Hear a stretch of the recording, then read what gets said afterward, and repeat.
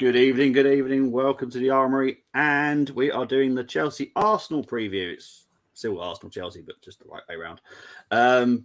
Big up to G. Hope you're doing well, mate. How are you? Yeah, I'm good, man. I'm good, bruv. Do you know what I mean? Like, I can't complain too much. Obviously, the game on Thursday night, I didn't get to obviously jump on the reaction, but yeah, it wasn't as plain sailing as I predicted or I thought. But yeah, at the end of the day, top of the group, we're through, so it's all good. Yeah, it wasn't. Yeah, I didn't enjoy that last night. I have to admit, I was stressed. That last 10 minutes, I was like, "What the heck is going on?" Yeah, this is FC Zurich, bottom of the table in their own league. Yeah. They've only won one since we last played them, and just yeah. But this is why we did that challenge. Last night we did the challenge. The other night we did the challenge with Gunnar King, and those few players did actually cause us problems. And it's worth thinking about sometimes. But hopefully they don't ever come back and bite us on the bum. But it did, but we got through. We're through. We don't have to worry about the draw until February now. Yeah, and then we'll wait and see who we play. Good look. It is. It's. And obviously this is the big one for us, the Chelsea game. As Tony has put it very nicely, the two biggest London clubs are clashing this weekend. Yeah. And the Tottenham fans don't seem to like that. I don't know why. I'm not sure why. You know what I mean? It's like sometimes I think the truth hurts. Yeah, I'm just trying to work out why they think they are in the top two. Because I know their cabinet doesn't say that. Like, obviously, you see me. I've been in the various WhatsApp groups, giving it to certain Spurs fans, and I just can't. I can't understand why they're so vocal. I can't understand why they're so confident.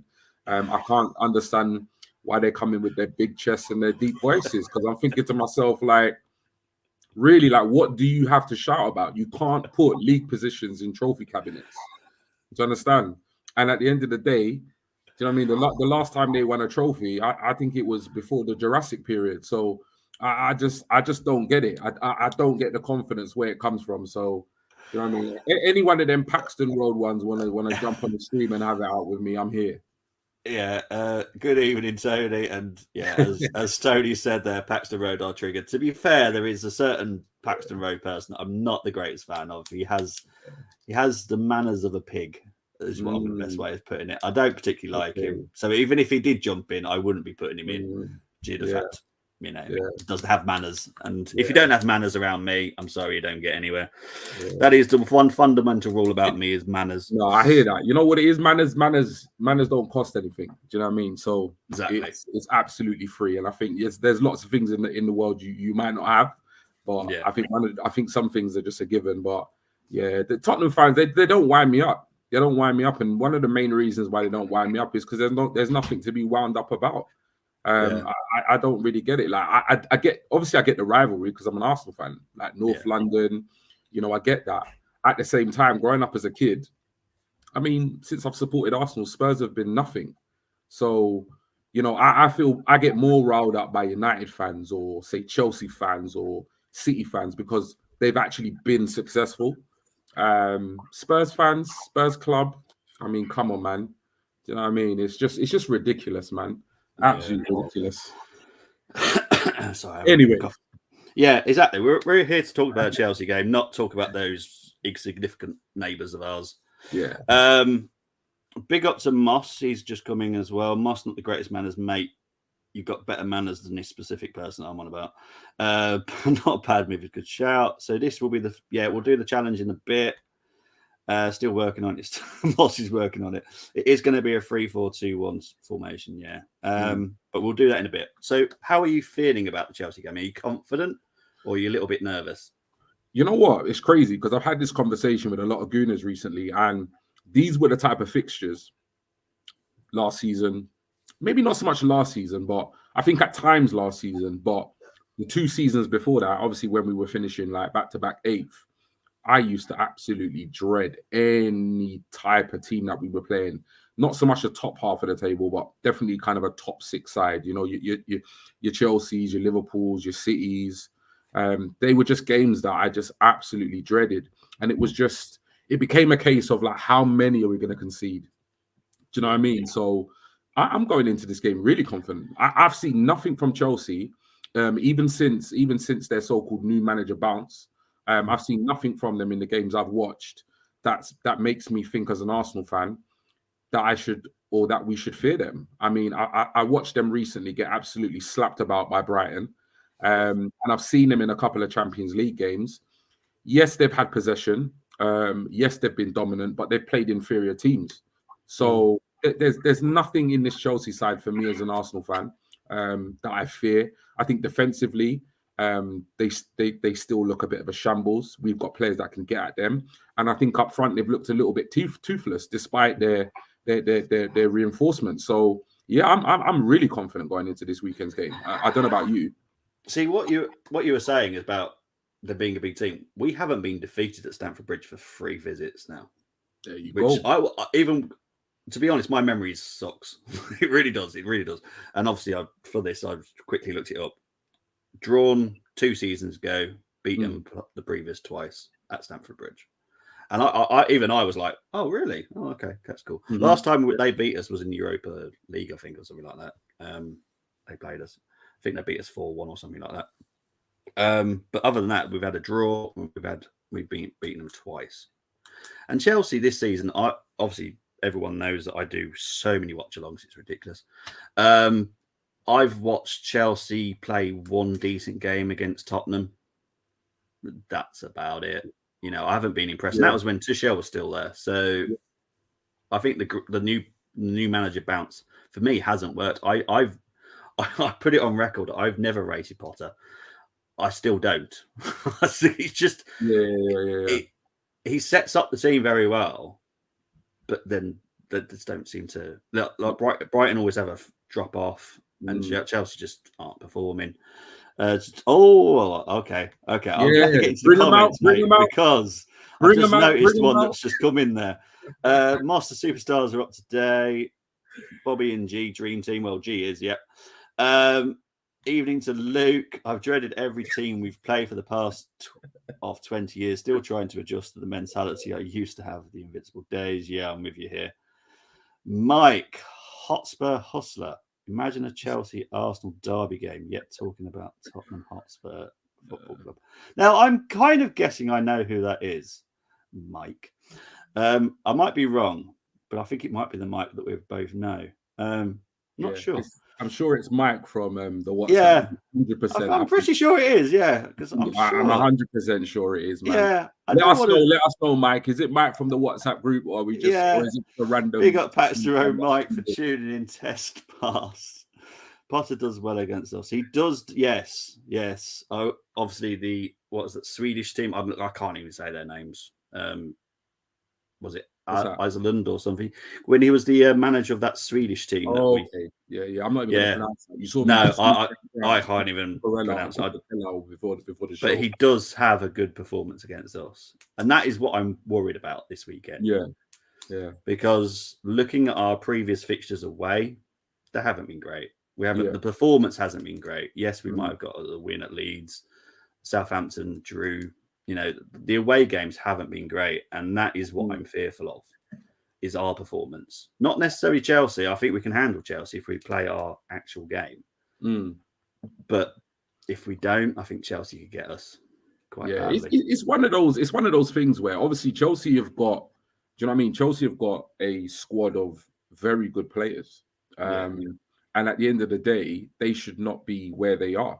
In the league, you know, I remember a couple of seasons ago, I think it was like they were close. I think they may have finished 2nd or 3rd, and I remember they obviously went out and spent 100 million on Lukaku, and I had them down as title favorites. I thought if anybody at that point, you know, could have knocked City off, you know, the top, it was going to be Chelsea. But I mean, when you look at the personnel in their squad, they should be doing a lot better. They should have been doing a lot better under Tuchel. I mean, they should be doing a lot better under Potter, but at the same time, it is early days. I kind of feel like the appointment of Potter, in a way, don't ask me why, because there's no evidence to back this up, but I kind of feel Chelsea are going to go down the same route as Arsenal with regards to Arteta. I think the appointment of Potter for them is a long-term project and a long-term plan. And I think it coincides with the fact that they are a club under new ownership. So I just feel like if they wanted that kind of instant success, that kind of instant, buy players off the shelf and go on and win the Champions League or win the Premier League, I think they would have gone with a bigger name. I think they would have gone out there and got a Simeone or a Zidane or one of those kind of managers from Harrods, but they haven't. At the end of the day, Potter's been manager of Brighton. It's a massive step up. Managing Brighton to managing Chelsea is a whole nother level in terms of expectations and pressure. So I feel like the Potter appointment is a bit of a change in direction for Chelsea Football Club. I think he's going to get time. And I think if they do give him time, I think he could turn things around at Chelsea, because I do rate him as a manager, but I guess it's all if buts and maybes for the time being. But from what I've seen of Chelsea this season, there's nothing, top of the table Arsenal should be worried about. Obviously, we got to go there. We got to turn up. We got to approach the game in the right way. And if we do that, there we go. That's not a good omen. If we do that, then I'm sure, we will do well. If we don't, then we're going to struggle. But so I think for Arsenal, it's a case of depending on how we approach the game is depending on how we do in this match. That's my feeling. Yeah, you're right.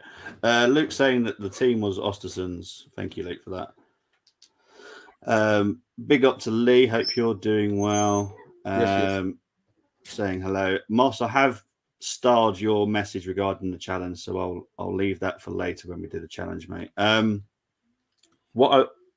For me, what Todd's done at Chelsea, and I always talk about the opposition in these previews, it's important, is when you go and get a sticker pack for your album, and he's literally just opened a sticker pack, and it's whatever player comes out. I don't think he's building anything. I think it's just random players. What he's done this summer for me was just random signings. I don't think any of that is planned. Mm-hmm. It does for me. A lot of the signings have been silly for me, but that's the way that Todd does stuff.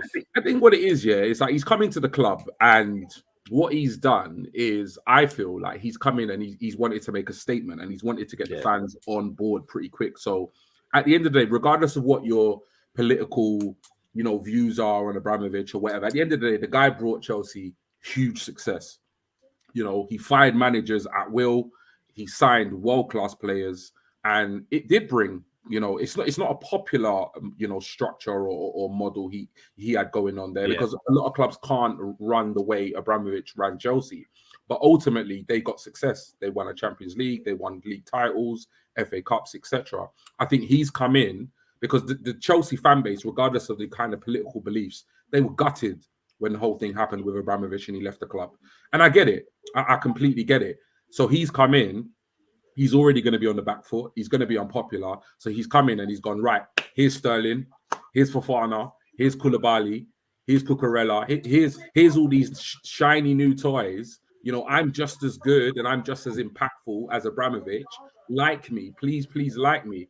But there is no strategy to it. There's no strategy to it whatsoever.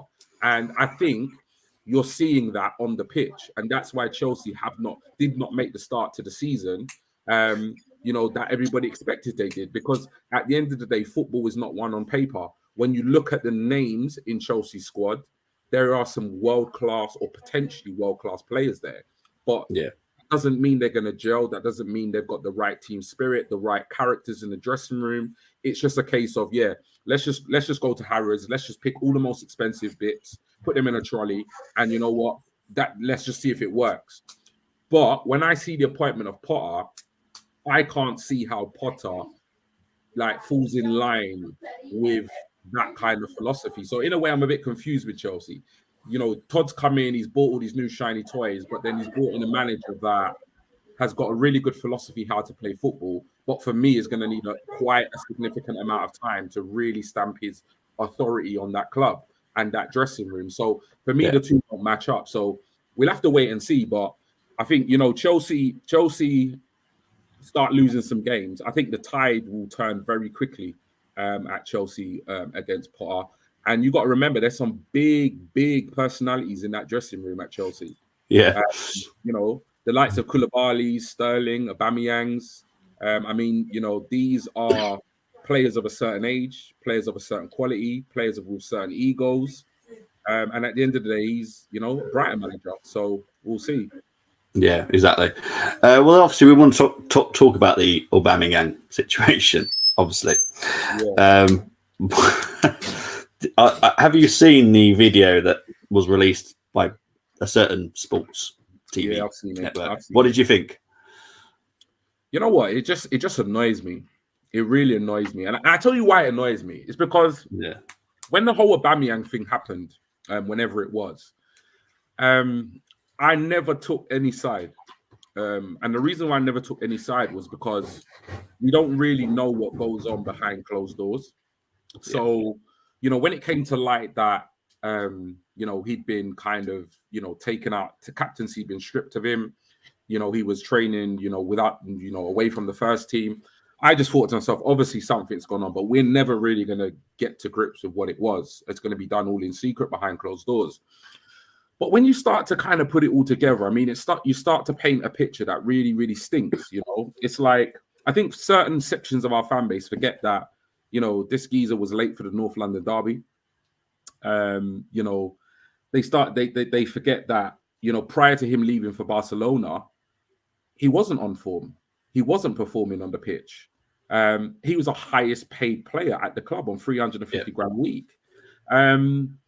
So it's like all of that happened, and then obviously he left the club. We watched the you know, All or Nothing, you know, docuseries or whatever it's called, and you know, you got the likes of Edu, you know, sitting in the office saying, you know, where's Aubameyang supposed to be right now? The guy's supposed to be training, but he's pictured in Barcelona. It's just, you know, he's been in trouble when he's been on international duty.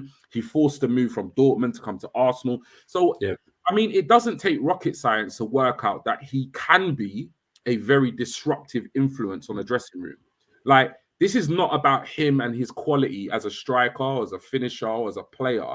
It's about what Arteta is trying to build at Arsenal and whether or not he is good for that. And at the end of the day, Arteta's got a very young, inexperienced, you know, very easily, you know, influenced, you know, young side. He's trying to change a complete culture at the club. And if you've got somebody that's constantly doing things, captain, you know, might I add, that's not falling in line, that's not conforming to your non-negotiables, then you're basically giving the guy no other choice but to take action. He then leaves the club. He goes to Barcelona. They ship him out within 6 months of being at the club. He comes to Chelsea, you know, one of our London rivals. And there's an interview, you know, about him, you know, criticizing Arteta. And then obviously you've now got this video. I've got to the point where I actually don't care at all about Aubameyang whatsoever. I thank him for what he did. He scored some amazing goals. His, you know, some of the contributions he made in the time he was here was absolutely phenomenal. He was one of the main reasons why we went on that FA Cup run and we lifted the trophy that season. But at the end of the day, he has since been a Barca and is now a Chelsea player. For me, he's completely irrelevant to what we're doing. Or for some reason, there are sections of Arsenal fans that still want to make this thing relevant. And that whole stunt that he did with BT Sports or whatever it is, like, I just think to myself, you know what, like, just stop doing all the photo shoots, get the haircuts, the fast cars, and just maybe try and score some goals and get your team in, you know, get your team up the league table instead of just trying to, like, you know, add some spice to a game that really and truly doesn't need any more spice. I just think I'm just not impressed with the way he's been carrying himself, to be honest. I'm just. Yeah, you are spot on. I just want to get into some comments, mate. So El Neni mentioned Auba yesterday in a interview. Yeah, he did. That the chip it's not come up. Sorry. Without saying, squad got united. MA showed balls and scared all with cutting Auba and brought team together. No big personalities. Yep. There is obviously talk that Arteta doesn't like big personalities, which is okay, but sometimes you're going to need a little bit of big personalities to push on a little bit further. But we'll get into that if it happens. So but Jesus is a big personality. Yes, he is. You know, Xhaka is a big personality. Pretty a different type of one, yeah. Yeah, Zinchenko is got big character. I think it's about how a person channels, their passion, how they channel their character and their influence. I think that's what it's about, because there have been and there will always be massive characters, within kind of different football players and stuff like that. But it's more than that. It's if you're gonna be a big character, but you're gonna cause disruption, like I said, in a very inexperienced but impressionable dressing room. Yeah, that's when there's a problem. Yeah, because what I know about his time at Barca, he wasn't a big problem at Barca. Wasn't at all. But that's mainly because there's other big personalities at Barcelona that probably overshowed his own personality issues. Luke saying that I think Auba didn't need to do that. Yeah, kind of sums him up. He's not a serious person, unprofessional, and just a certain head. Yeah, comical in it for him. But on GTalks is so right, Auba is falling down. But yeah, if Mikel Arteta doesn't want the stance, then he loses the young club for good. 100%. Exactly. Yeah. We don't need that kind of stuff happening with us, unfortunately, at the moment. Because as you've said, they're all young. They're all a big young group. Very impressionable. And what do you do in life? You kind of keep the trouble away. Like, we're both parents. Yeah. We're not going to let our kids hang around with people that we know are trouble. You keep them away from them, don't you? Yeah. Just imagine like Aubameyang comes into training late. Arteta does nothing. He does it several times. He does nothing. Saka then turns up late. Oh, you can't come to training late. Hold on. What? Do you know what I mean? You got to take a stance. And I just don't understand certain sections of our fan base that still have an issue with what Arteta did to Aubameyang. I just don't get it. I think what it is not the full story has come out. I think if the full story ever came out, like if it's Arteta does a biography or something like that, and it's the stories in there, but because I'm not a Mikel Arteta in fan, I'm not an out fan, I'm just I support Arsenal. Yeah, but I think that's where the Arteta out people, they've got something to suck onto there. Yeah, it must be Arteta's fault. Yeah. No, they can't hold on to the fact that we're out the top four.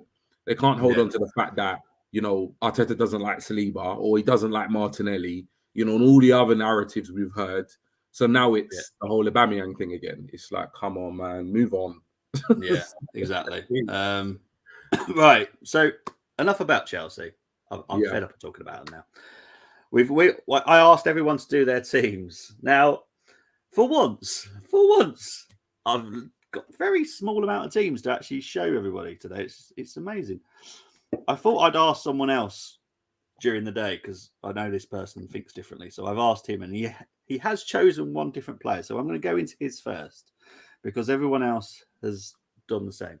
So this is the team that Tim has gone for. He's gone for Ramsdale, White, Saliba, Gabriel, Zinchenko at left back, Partey, Odegaard, Xhaka, Saka, Jesus, and Martinelli. Obviously, the only change from the ones that we know about is Tierney. So let's talk about Zinchenko at left back. Do you think that's a good idea for Chelsea or think it's a bad idea for Chelsea?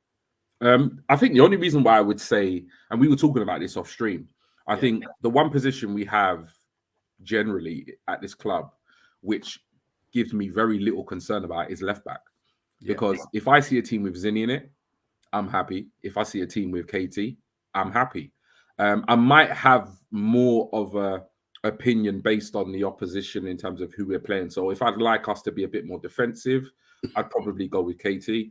If I think we can really kind of, go forward, kind of gun-ho, more kind of, at the opposition because they've got less coming towards our end, we would go with Zinchenko. But there's such a fine line between, who do you pick?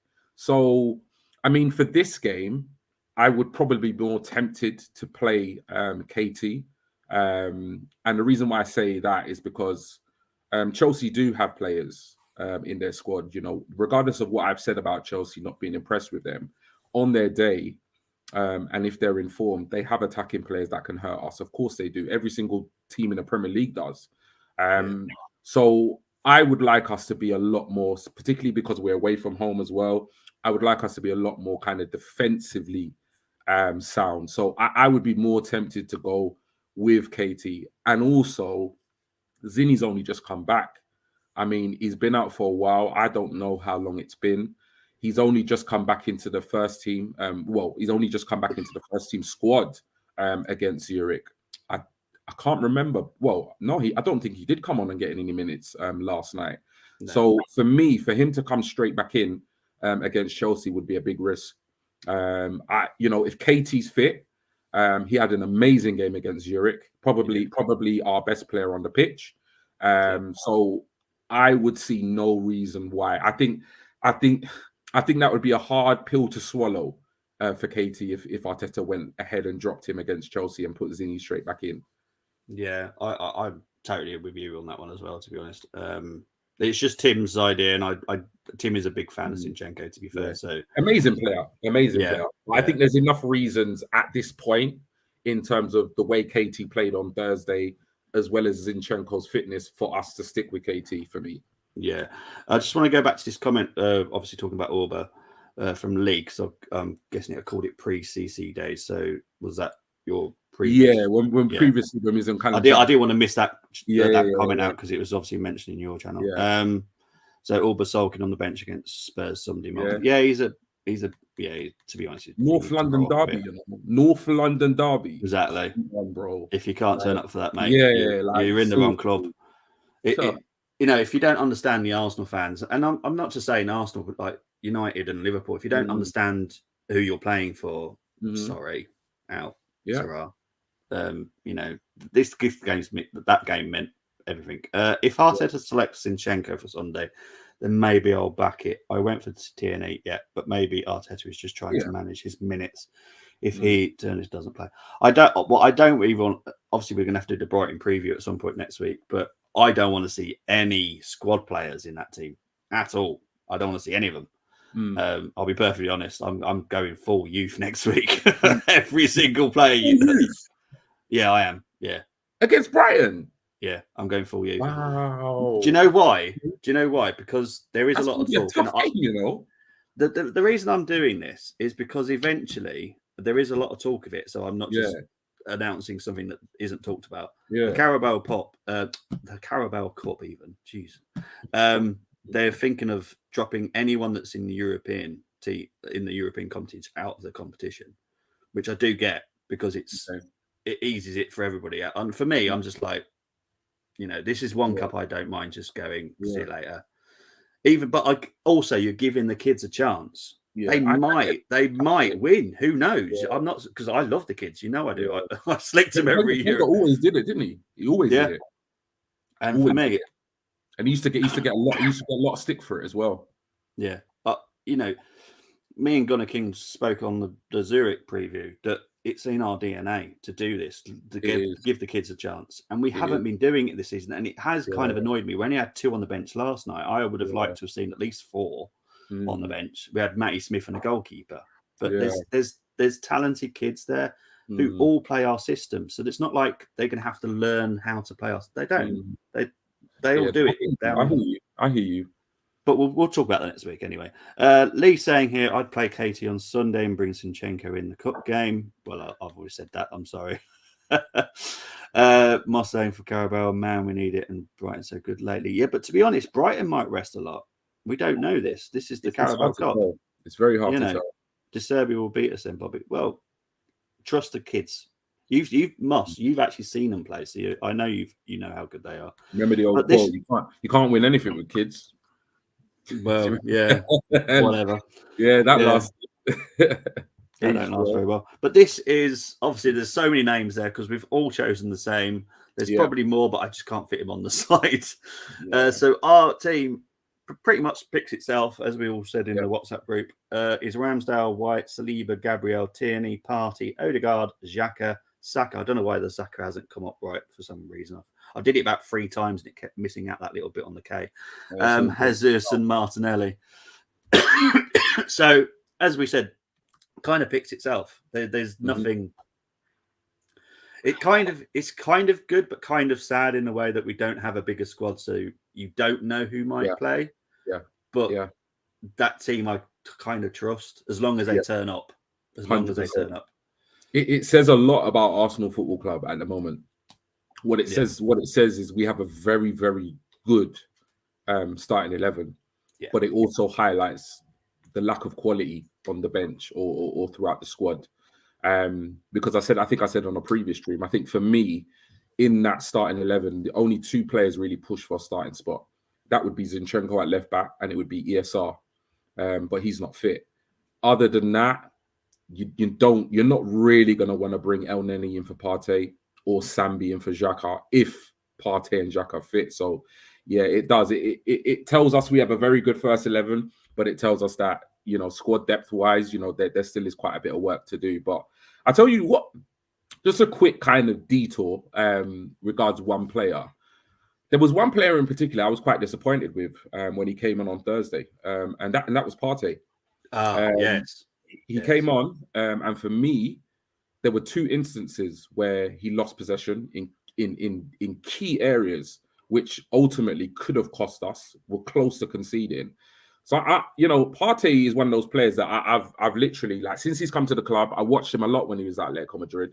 I got a lot of friends who are Ghanaian. They've been raving about this guy for years, and he's not had the best Arsenal career, considering how much we bought him from, considering the name. But I've always kind of stuck with him. But I'm quite interested to see how he will play against Chelsea on Sunday, because he has been good and he is so instrumental to what we do. As a first team. But I mean, he just didn't look quite right on Thursday, did he? My theory, and I think I've heard this on some streams as well, is I don't think he was expecting to play. I don't think he was expecting to come on. And I think El Neni probably said, I think I'm done. Do you know what I mean? I think I'm done. And I think he was probably going to plan him for playing for the 90 minutes, or at least further on, maybe bring Zinchenko in that position or something like that. But the game wasn't going our way at all. But yeah, for me, I hope it's just he wasn't ready, just didn't warm up right or something. And because if you come on, and it was cold, very cold that night. Because for me, it was like when I saw him come on, like, I didn't want us to have to bring those players on. No, nor did I kind of got it. Because the game we were losing. Well, we'd lost the grasp of the game at that point. Yeah. So when they came on, I was like, okay, boom. Partey's come on. He's going to shore things up in that midfield. But in many ways, we got worse in many ways. I mean, he does show, like always, he does show flashes of brilliance where he's quite composed on the ball. But yeah, he's a very lucky man, because there were 2 occasions I counted where he lost possession, and I tell you, had one of them gone in, jeez, the backlash would have been serious, man. Yes, mate, exactly. So I want to get some comments again. Beautiful team viewer thing. Should share that someday. I actually created it. That's actually mine. I've created it so I can adapt it and stuff. So, but yeah, I've it's not even a like one of these websites you use. It's actually something I've actually created myself. So I'm quite proud of it. It does look pretty good, to be fair. This is what I wanted. We wanted years ago: a tight, guaranteed starting 11. I've never wanted that. Maybe it's the way that I got brought up, but I used to enjoy going to Highbury, because that's how old I am, and you get the program, and then you guess who's going to be playing, not know who's going to be playing, because that's the excitement for me. It was always a case of who's going to be playing. Then you get the announcement of an hour before. I think at Highbury it wasn't even that long ago. It was like 30 minutes before the game, but that was the excitement. So for me, the excitement is gone if you know the starting 11. I want a bit more of a squad. I want at least 16 that I don't. There has to be, and ultimately, if we really want to compete, for major silverware and get back to where we deserve and belong, then we've got to have way more than in my opinion, 13 players that can compete for 11 spots. We've got to have way more than that. So I agree. Your 15, 16 players, that's a good. Every single person on that bench should exactly.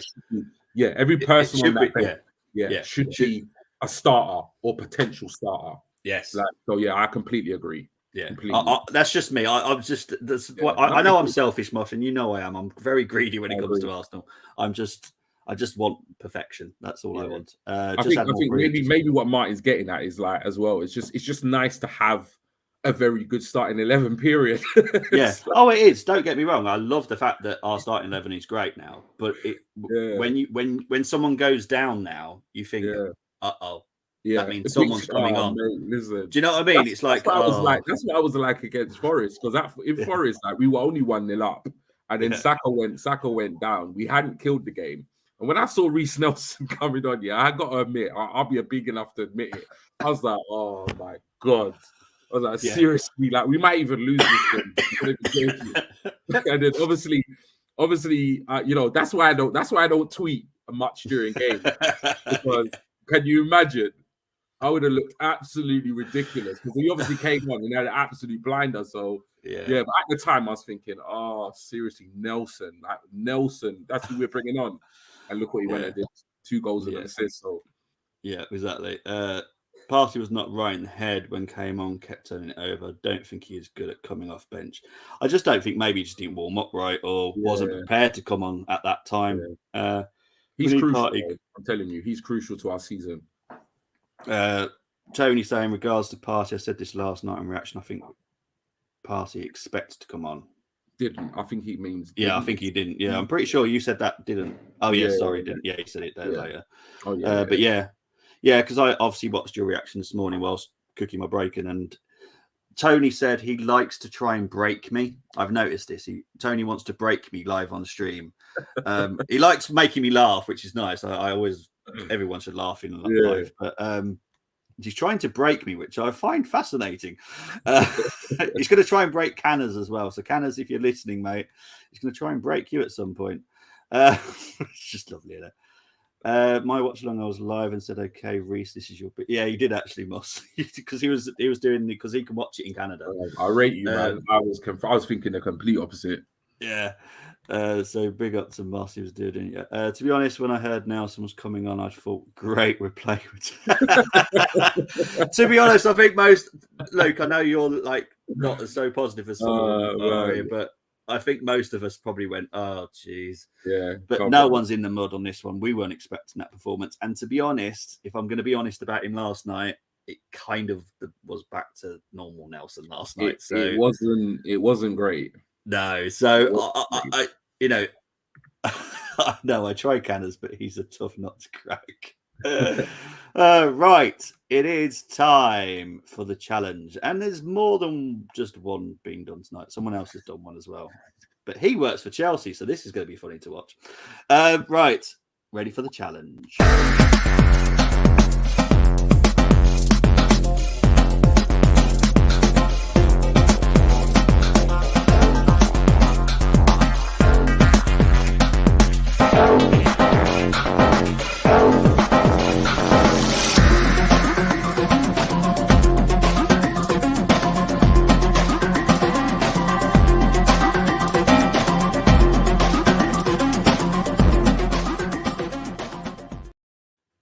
Okay, so we have the team. Now, what I haven't said before on previous streams, because normally the formation is exactly the same, but this time, because Chelsea are the home team, they get advantage on the formation. So theirs is like 3 at the back, 2 wing backs, 2 midfielders, right winger and left winger and a striker, or whatever they want to call that thing that never scores, but it definitely ain't a striker. But yeah, so it's a different formation today. And obviously, if I can get the right page up, G is going to do this the best he can with the formation. To be fair, isn't totally different to ours. It's just slightly different, so it's not too bad. So 5 Chelsea players. Who are we starting with, mate? I just want to go on record as saying that this has been an absolute struggle. Just because, as far as I'm concerned, there are very few, if any, Chelsea players that, for me, would be in any starting lineup or combined starting lineup between Arsenal and Chelsea right now. At the same time, Bobby reminded me this is about, obviously, 5 Chelsea players that could cause us an issue or that could perform well in the game. So here we go. Now, only because of their formation, yes, I'm going to throw in Thiago Silva as one of the centre backs in, and I'm going to put him centrally. Yeah. And my reason around that is because the other two centre backs are going to be Arsenal players. Okay. What he does for me is, I think he's phenomenal in terms of reading the game. Yeah, he is. I think he adds some much needed experience in that back three, or back five, should I say? Yeah. So who's your second player, mate? Whew, this is where it starts to get hard. I think I've got to go with. I'm going to go with all the ones that I definitely want in the squad. Just because I've heard through rumors on Twitter, as well as what you've said to me, Bobby. Yeah. I've got to go with Kovacic in the midfield. Yeah. Again, you know, it's a tough one to choose between him and obviously our two centre mids at the moment, but I've got to pick somebody. So I think he's a class act. I think he's a brilliant player. So yeah, I've got to go with him. Whew. Third player, I'm going to go with Sterling on the left-hand side of a front three, or wing, I should say. Yeah. His face will come up eventually for some reason. Yeah. Don't worry about that. His name's there, so that's all good. Yeah. I think Sterling's one of those players for me that I think, you know what, I've always liked him. I've always liked him. When he was at Liverpool, when he was at City, I mean, I don't think he gets enough plaudits, particularly for his performances for England. I think he's an exceptional player. He's not really hit the ground running since going to Chelsea, but he is a threat, and he will be a constant threat for us on Sunday. He's one player that we definitely need to keep a close eye on. So that's why I'm going to put Sterling in there. I'd take Sterling every day of the week to compete on the left with Martinelli every day. So would I. Yeah. Particularly at the price they got him for as well. I think it was an absolute steal in this market. Next one I'm going to go with, and I'm going to pronounce it right this time, is Cucurella. Cucurella, yes. I'm going to have him as your left wing back. Yeah. And that was tough for me. And it was mainly to do with the formation. I think if we were going a back four, I would have sided with KT. If Zinchenko was fit, I would have gone with Zinchenko over Cucurella. But I think given the formation and the way he plays, I've got to go with him. Yep. Oh, gosh, now it gets really tough. I mean, thinking who could cause us a problem? I'm actually looking at their squad like, geez, who else is there? Right, one more. Let's just go for it. I'm gonna have to go with, which might surprise a few people. Oh God, Brozier. Okay. I'm gonna go with Brozier. He's a player that he's not really fancied at Chelsea, to be honest. I've not seen a lot of their games, but the games I've seen him, I mean, if I was you know, in charge of Chelsea, I wouldn't have signed Voldemort. I would have signed. I would have made sure that Brozier got more games. I think he was absolutely phenomenal on loan last season. I'm sure it was Southampton he was on loan. Yeah. He showed me enough to say that this guy should come into the team, and I'm not necessarily saying he should start, but I think he's getting a lot more minutes than he does, and he was the type of player that I wanted us to buy additionally to a Gabriel Jesus. A bit more of a target man, more physical presence. And I mean, it kind of pains me to have to put him in the team, because if you gave me a choice between him and Jesus, I would pick Jesus. But I do definitely feel like as a team, Arsenal, we do need to get an alternative like Brozier. So yeah, I'm going to stick him in the side. Okay, so that's the 5 Chelsea players. So obviously we now do the Arsenal players, and we'll see what kind of squad we got. So I'm going to guess we're going to go Ramsdale in goal. 100%. He wants me to. There we go. Okay, Saliba. Yep. Okay, only because of the formation, I'm just going to ask you, who is your final centre back? Because of the formation, yeah, it's gonna have to be Gabriel for me though. Okay, it's gonna have to be two pacey players either side of Thiago Silva. Yeah. Oh, come on. I think that three at the back, boy. I'll tell you, it takes some beating. Well, we're gonna review the squad at the end, but I think this is like definitely pushing for the title team. Yeah, so it's right wing back. yeah. Now, obviously, we've got options here. Yeah, we do because it's a right wing back. So, who are you choosing? I've got to go with Ben White. Okay. Got to go Ben White. Okay. The last centre midfielder. Xhaka. Okay. Now the right winger. I'm guessing. Yeah, it's got to be Star Boy. Yeah, got to be Star Boy. Right. So this is the team. That's true. That's actually true. Could have gone right wing back with Saka.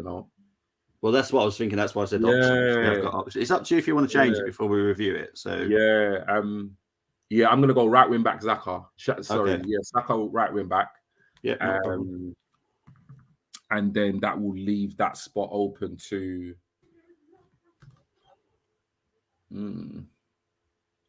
Jesus. Yep. Okay. Thank you. Right. Thank you. We have got Ramsdale in goal, Saliba, Thiago Silva, Gabriel, Cucurella, Saka, Kovacic, Xhaka, Sterling, Brozier, Jesus. Now, that's definitely a top four side, 100%. No doubt. 100%. And to be honest, this season, I'd say that probably could easily be a title push. Yeah, as well. I would say so. 100%, man. And the thing is, it's like you could switch it up a bit, innit? Because like you could easily put someone like Odegaard in, like where Xhaka is. Yeah. I mean, you look at the two combined sides. I mean, Kovacic, Partey, like it's a good side. Martinelli didn't even get a look in. It's a phenomenal first team. I think that team would definitely go toe to toe with City for the remainder of the season, in my opinion. Now I've got one more, and before I talk about it, guys, can you put your predictions in for the game so I can quickly talk over this, and then we can go through the predictions. Give you plenty of time to get them in. So this is a guy that actually works at Chelsea. His name's Bjorn, and this is the team that he chose. So he's gone for Ramsdale, White, Silva, Koulibaly, Aspia. I always say Cesar because I can never say his name. Zinchenko as left wing back, Odegaard, Jorginho, Mount, Martinelli, and Jesus. Now, what do you think of that team that Bjorn did for me? Now, bear in mind he does work for Chelsea. So yeah, for me, I mean the three centre backs. I wouldn't say it's stronger than Saliba, Gabriel, and Thiago Silva, no, it's not. But it's still a good three. For me, right wing back, no way. That would be a choice over Saka. I would actually rather put Ben White there. Zinchenko, really good choice. Ramsdale in goal, happy with that. Jorginho's not a bad shout. I think Jorginho is a good player. I really do. So you could easily put, I even forgot about Jorginho. Jorginho in the middle is really, really good. He's actually one player that I've been quite impressed with when I have watched Chelsea. I think he keeps things ticking over nicely. He's a tidy player in the midfield. But Mount in a front three, hell no. I did when he gave me the sheet. No. When he gave me the sheet, I says, I think you might need to go and see some special help. Mount. Yeah, I know. Like, between the two sides, like you could put Sterling there, you could put Saka there, you could put Jesus there. I'd even throw Martinelli there. I mean, Mount wouldn't even get anywhere near my starting 11 for 11. Sorry, Bjorn, if you're watching, which is not a good team. I did say it. I didn't think it was very good. Do you want to redo it? He went no. So I mean, it's a good team. Like, don't get me wrong. Like, do you know what I mean? Your team would easily beat that. Yeah, you don't turn your nose up at that side. I mean, they've got some good players, but a combined 11 that I picked would absolutely smash that. Yeah, it would easily. Sorry. Right, let's get into the predictions now, mate. Honestly, he's a very decent guy, but I did assess his mental health today because I was like, "What are you on about, mate?" I'm not a huge fan of Mason Mount, if I'm honest. No, nor am I. Never have been. Oh, okay. So Tony see it. Imagine an all but own goal. Oh, it'd be so sweet. Could happen. So big up to King who joined me last night for the first half for the watch long. That was very nice to have some company for that. 100% King. I'd Kevin Keegan love it. Love it. Yeah, I love it. I will do something special if we win, Luke. We will go mental on the reaction, I'm sure, if we win on Sunday. I don't know who's doing the reaction actually. Do we know? I'm not even sure. No, I don't think we discussed I think isn't Gumza at the game? Possibly. I can't remember if he said he was at the work game or not. Between Sterling, Havertz, Mount, and Martinelli was very tough. Moss doing hair. G doesn't. You know what? Havertz is one of those players that I liked him in Germany. Yeah, same. That's what you literally took the words out of my mouth. I think when Chelsea bought him, I thought, geez, we're gonna have an issue. Oh, so did I. He's just flat. Yeah, he's just not lived up to what I expected at all, man. Yeah. Moss agreeing with your nice lineup. Otherwise, I hate. Yeah, I know how much you hate Chelsea. That team ain't conceding many goals. That's obviously your team. Yeah, spot on. Right, here are the predictions. So 2-1 to the Arsenal. I do have to write these down because if anyone does get them right, I want to make sure that they know that they got it right. Lee's going with 3-1 to the Arsenal. So that's confidence. I like the confidence. Wow, similar to mine. Moss saying that. Luke is going for an Arsenal win. Come on, Luke, man. Well done, Luke. Yeah. Let's get that optimism pumping, man. I think I might be the only one that upsets anybody here. Tony saying 3-1. Mind you, I'm surprised Tony hasn't gone for 6-0 or something like that. So that's always good. He went for 9-0 for yesterday's game. So he's a bit more calmer for this one. Am I doing the watch long? Yes, I am. I am doing the watch long. Wicked. Because there's a good break between that one and the 4:30 game. So that I'm doing it. So yeah, I am doing that game and I'll have a bit of a break before, which is another big game actually. Spurs Liverpool. Yeah. And what I did want to say was, why are we playing at midday? Why won't we move to like 7:30 or something like that on a Sunday? Because it's Arsenal, isn't it? I had to. Luke had to sit down. Right, G, what's your prediction, mate? Oh man, you know what? Oh gosh, I'm confident that we're going to go there and get 3 points. I am, but I'm not confident it's going to be a comfortable win. So I'm going to go 1-0 to the Arsenal. Oh, okay, 1-0 to the Arsenal. I'm going to upset everybody. I'm going to go. It's a 2-2 draw. I was contemplating a draw. I really was. Yeah, I'd take a draw. I would. I'd take a draw at Stamford Bridge. Because obviously we've got Wolves. We've got Wolves the following week. Yeah. I've always said 4 points from these next 2 games. I'll be happy. Bro, I was having that exact same conversation earlier with my boy Albert. I said, from these games right here, I'd happily take 4 points and go on World Cup break. It's still a good. You know, we're still going to be in a good place. Away from home at Stamford Bridge, easily going to be a top 6, if not a top 4 side. You can't complain. You can't complain. Yeah. The only thing that I worry about Wolves now is they're meant to be appointing a new manager, so they might have a new manager bounce, which I'm slightly worried about. Obviously, I get to speak to a lot of Wolves fans around there. They are quite excited by this new manager. But as far as I'm aware, he won't start until after the World Cup, which is a bit of a strange one. But he might be announced, so the bounce might still happen. But as I said, I'm going to go for a 2-2 draw in this game. I'd take it though. I'll take it now. 2-2. Yeah, bro. I'd take it. If I think about it logically, the way that we've been playing away from home right now hasn't been great. Yeah. So to get a 2-2 draw at Stamford Bridge, I'd be well happy with that. I think if we get beat, I'd be rather annoyed. I'd be a rather annoyed Arsenal fan. I would. I think when you put it into context, like how well we've done in comparison to where they are in the league table. And then when you look at their squad and the injuries they have to some really, really key players. I think I'm going into this game.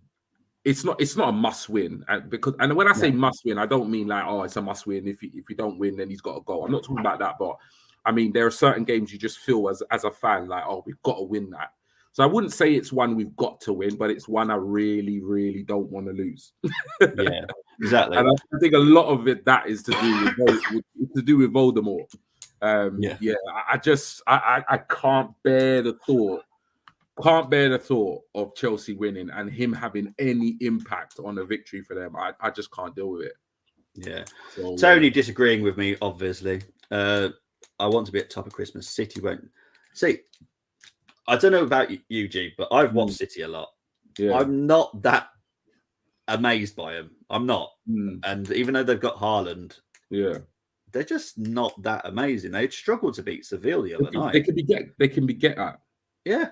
You can get at them. 100% you can get at them. I've seen them in a couple of games and they don't. I know obviously they're second in the table, 2 points behind us. But for me, it's not the best City side of all the City sides we've seen over the last couple of seasons. And I think the fact that we are top of the table and they're not, I think that tells you, they can be got at. I think a lot of teams are defeated by City before they even get on the pitch. Yeah. It's a lot of it is how they approach the game.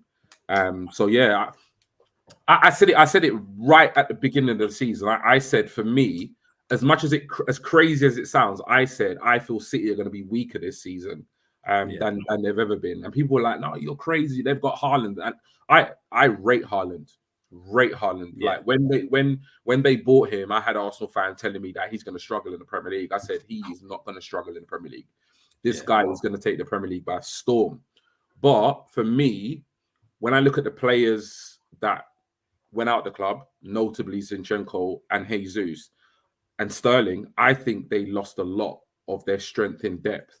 And I know that sounds crazy because their squad is still amazing. But when you look at certain parts of the season and the impact, Sterling, I think Messi is the only player other than is it Messi? Something like that. Messi is the only player other than Sterling that has scored more goals than Sterling under Pep Guardiola or something like that. Sterling's had a massive impact at City. And again, I don't think he gets the plaudits he deserves. I think Jesus, being able to bring Jesus on, people talk about backup striker, being able to bring him on at the end of last season in those games where he got something like 8 goals in like 4 games, silly numbers for City, again, gives them that extra boost.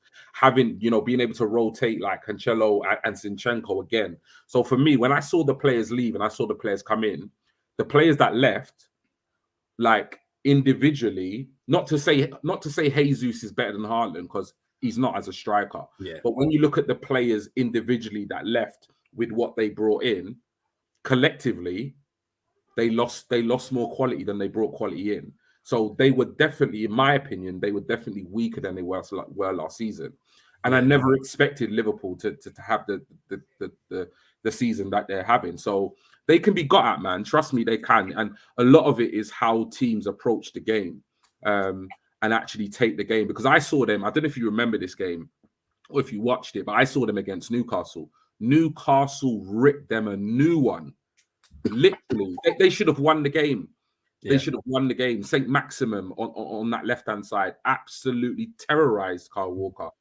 Newcastle were literally all over them, absolutely dominated City for periods in that match. And that showed me that, this team can be got at.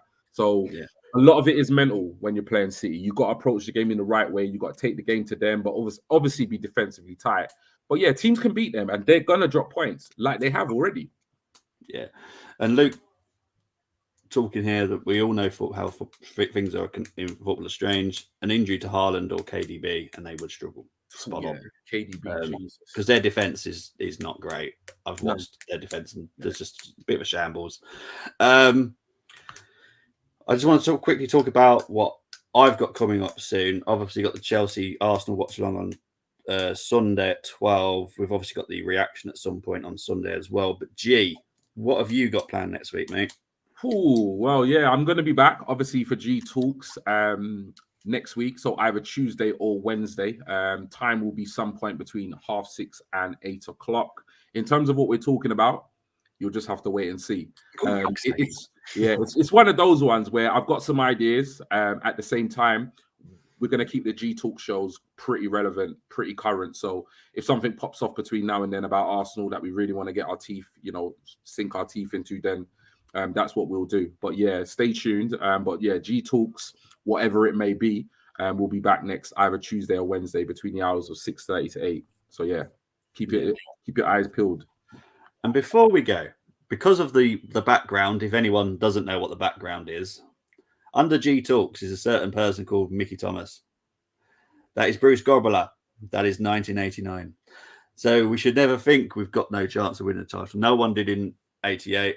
It's true, man. And the picture just perfectly matches exactly what Luke's on about. No one gave us a chance in that. Yeah. And we did it at Anfield. Love it. 100%. But big up to everyone that's been on and helped in the comments. Big up to G. Thank you for coming on as well. Always a pleasure, Bobby, man. Always. But before we go, and because it takes me ages to find the outro, come on, you Gunners. Simple as that. Take care, everyone. Take care, people.